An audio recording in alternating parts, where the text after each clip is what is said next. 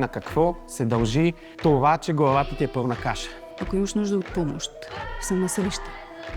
Това е пълна катастрофа, което виждам днес.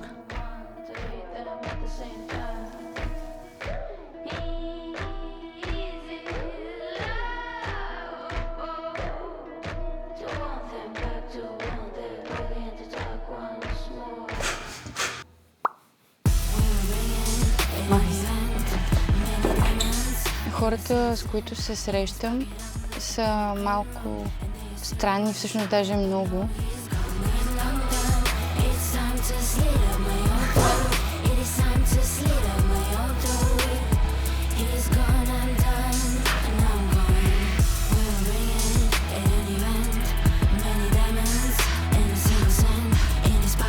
Аз не ви представих всъщност Сара и Алина.